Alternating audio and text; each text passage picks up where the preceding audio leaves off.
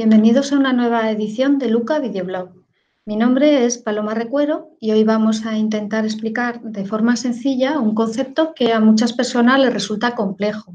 Hoy vamos a hablar de Hadoop, cómo surgió, en qué consiste, qué tipo de problemática resuelve. En los siguientes videoposts seguiremos profundizando en estos conceptos. Esperamos que os interese y os ayude a comprender mejor esta sofisticada tecnología Big Data. Vamos a ella. ¿Qué es Hadoop?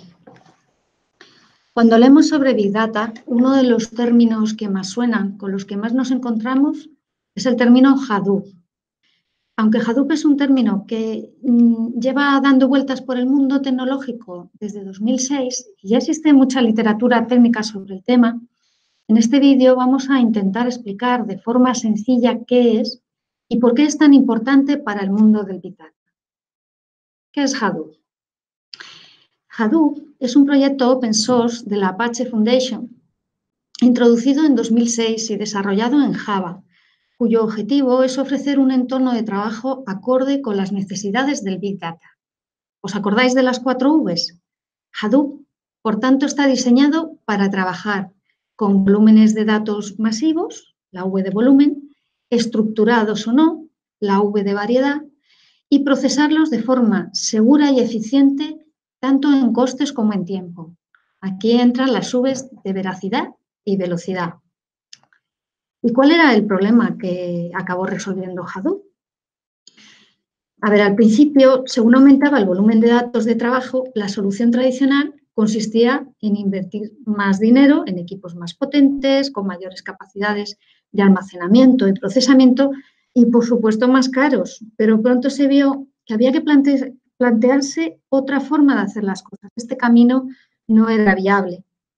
La clave estaba en distribuir tanto el almacenamiento de la información como su procesamiento, entre muchos equipos trabajando de forma coordinada en forma de clústeres, conformando clústeres, como el que tenéis aquí en la diapositiva, con uno o varios nodos maestros encargados de gestionar, por una parte, el sistema de ficheros distribuido, donde los datos se almacenan en distintos bloques redundados, y por otra, la coordinación y ejecución de los distintos jobs o tareas entre los distintos miembros del clúster.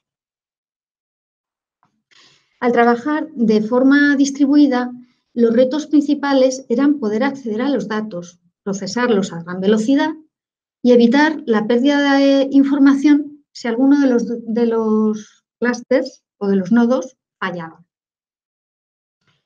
Entonces, ¿cómo dio Hadoop respuesta a estos retos? Por un lado, ofrecía una gran fiabilidad. ¿Cómo? Distribuyendo los datos y las tareas entre distintos nodos. En caso de fallo de un nodo, ¿qué pasaba? Pues que la tarea se reasignaba automáticamente a otro. Y los datos tampoco se pierden porque están replicados en otros nodos del clúster. Por eso decíamos que eran redundados o redundantes. Por otro lado, Hadoop ofrece una gran capacidad de escalado horizontal. El mismo programa se puede probar en una máquina y después escalarse a 1000 máquinas o a 4000 máquinas o las que sean necesarias. También ofrece APIs muy sencillas tanto para procesamiento como para el acceso a los datos. Y es muy potente porque al dividir el procesamiento entre distintas máquinas se pueden procesar enormes volúmenes de datos en tiempos eficientes. Sus capacidades para distribuir la capacidad de almacenamiento y el procesamiento de los datos entre un gran número de máquinas y ofrecer redundancia basada en software, ¿en qué se traducen? En una de las mayores ventajas de trabajar con Hadoop, que es que no hace falta comprar un hardware especial ni costosos sistemas RAID, ¿no? de redundancia por hardware. Puede ejecutarse sobre commodity hardware, sobre un hardware normal, incluso sobre un PC, aunque digamos que en un entorno corporativo esto no es habitual. Sin embargo, esta posibilidad supone una gran flexibilidad y un importante ahorro. Otra de las ventajas de Hadoop es su escalabilidad, como hemos mencionado antes. especialmente cuando se despliega en plataformas de nube pública como Microsoft Azure o Amazon AWS o Google Compute Cloud, que permiten ir añadiendo o reduciendo los recursos según varíen las necesidades del negocio. En estos casos se suelen usar los sistemas de almacenamiento propios de estas plataformas para desacoplar la computación del almacenamiento.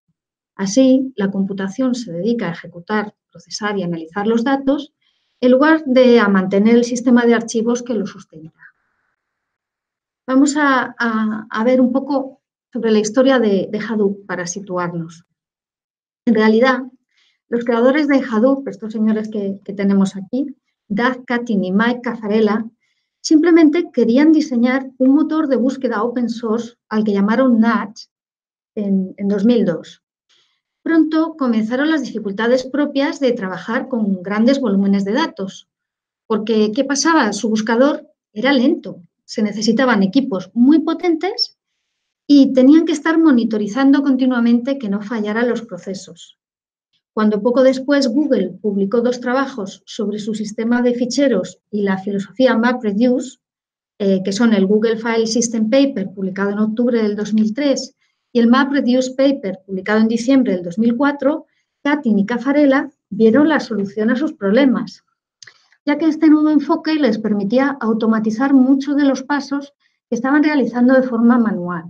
Se pusieron manos a la obra y en unos pocos meses diseñaron en Java el sistema de ficheros y el entorno de procesamiento que permitía distribuir tanto el procesamiento como el almacenamiento entre distintas máquinas. Poco después, Katin empezó a trabajar en Yahoo, donde había un gran interés por desarrollar tecnologías open source basadas en MapReduce y el sistema de ficheros Google. Tomaron de NATS la parte de almacenamiento y procesamiento y así en 2006 nació Hadoop, como un nuevo proyecto open source de la Apache Software Foundation, y el nombre y la imagen lo tomaron del elefantito de peluche del hijo de Katin. El buscador NATS quedó entonces como proyecto independiente. Como el origen de Hadoop fue un poco circunstancial y lo que se buscaba era dar soporte al buscador NATS, cuando se empezó a usar con una perspectiva más amplia, salieron a la luz una serie de carencias. Para cubrir estas carencias surgieron diferentes proyectos open source que iban complementando Hadoop, creando un auténtico ecosistema.